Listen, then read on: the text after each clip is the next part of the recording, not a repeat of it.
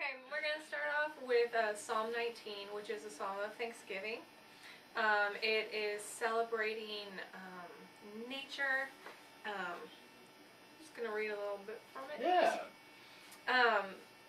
A lot of psalms are known by their first verse, that's how they get referenced a lot of times in tradition.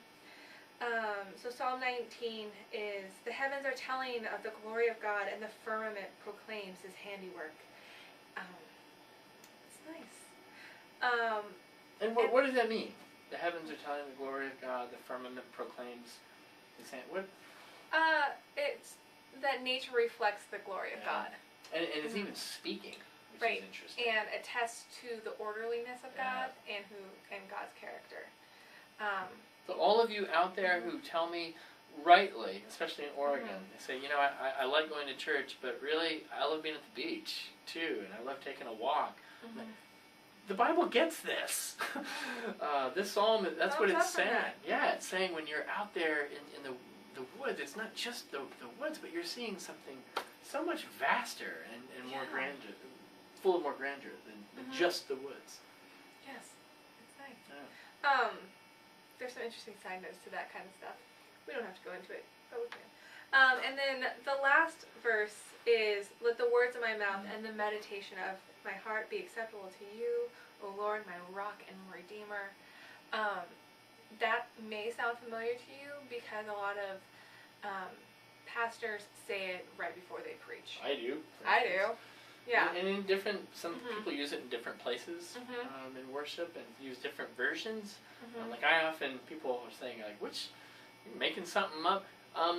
The Psalms itself, you'll see this text, may the words of my mouth, meditation of my heart.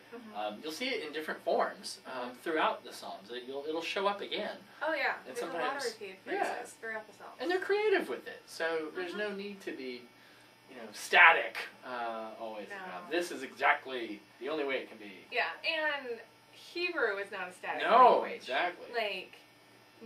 There's never just one way to read any word in Hebrew, which is partly why it's fun to take tests on it. If you can make an argument, you'll be all right. Yeah, I guess so. That's one way of putting it, Ken. I know. Hebrew kicked my butt. Yeah, not a fan.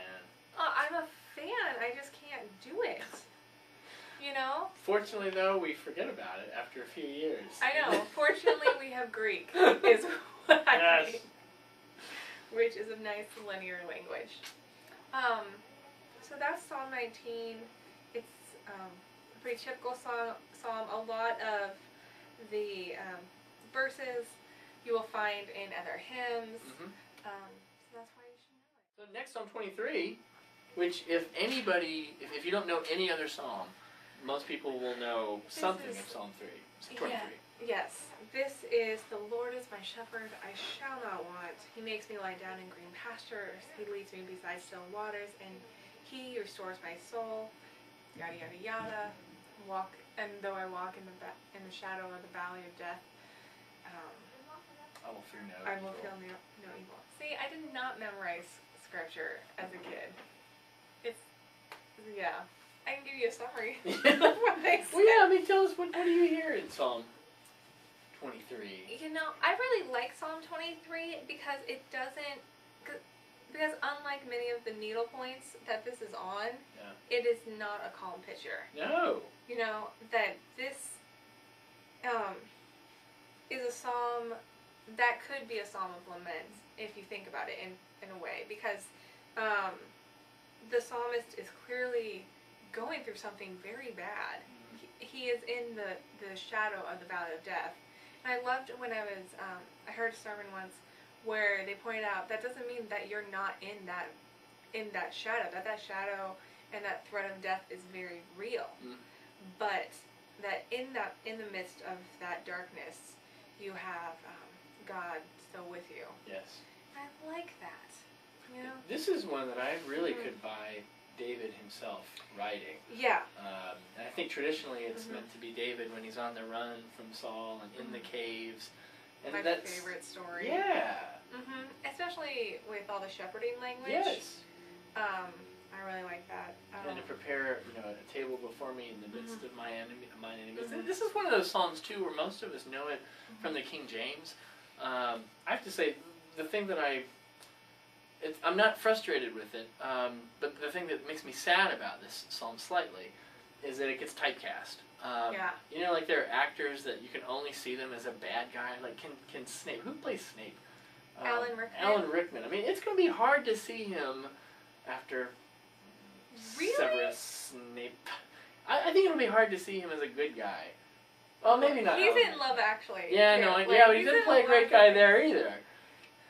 Troubled guy there, but He was the villain in Die Hard. see, I mean, he gets typecast. But Alan Rickman, you're bigger than that. Break He out of it. was the evil prince in what do we call it? Robin Hood, Prince of Thieves. Yes, he was. See, poor guy. Alan Rickman. Well, Sad. Psalm 23 is the Alan Rickman of Psalms. Where do we always hear it and read it?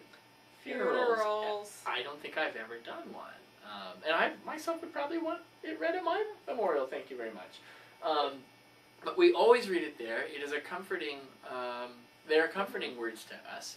And yet, I want to say that it's more than just a memorial psalm. It is a memorial psalm, but it's more than that because it's not just about death. It's about, like you were saying earlier, it's God's presence in the midst of hard times in life. And I would say that's not even a death one at all, because it's very explicitly looking forward to a better time. Yes.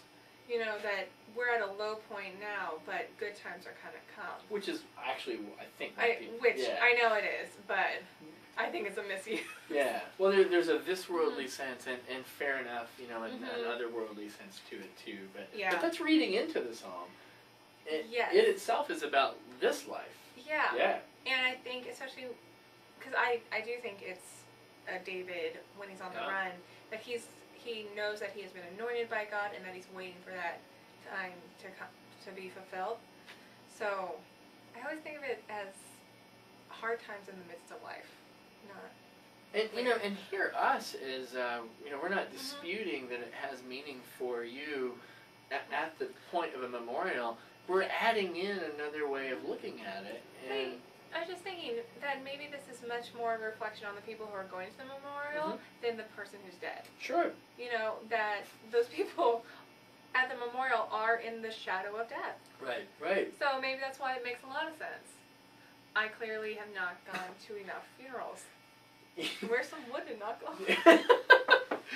But it can have meaning there, and then you can also think about it in these other contexts, and it can have, there's a multiplicity of meaning. Oh yeah. Not a scarcity. Well, and I'd say that that's true for not only every psalm, but pretty much the whole Bible. Yeah. Let's see. What was the last psalm? Is Psalm. Oh, we jumped to Psalm 23, and I know we missed Psalm 22. Nicole only laughs because this is how I do worship too, where I sometimes get lost in the liturgy. Sometimes, and then I forget which the order is. So we did Psalm 23 before 22, but I should have done Psalm 22. Psalm 22 is one that many Christians are going to know, not because of the psalm, but because these are the words that Jesus speaks when he's on the cross. And he shouts out to God, my God, why have you forsaken me? And there's a ... there, and many, if you look at the footnotes in your Bible, you'll find out, he's not just saying something. He's quoting Psalm 22 because he knows these psalms backwards and forwards. They are his songbook. And so at his most painful moment, his darkest moment, he has words because he's memorized these psalms. Psalms are just great. I find, just for like my own use of psalms, since we can talk about it, is on those points in life where I don't have words to speak anymore. Like either I'm too mad at God, or feeling too spiritually dry. Like either I have too much emotion or none at all. That the Psalms really help.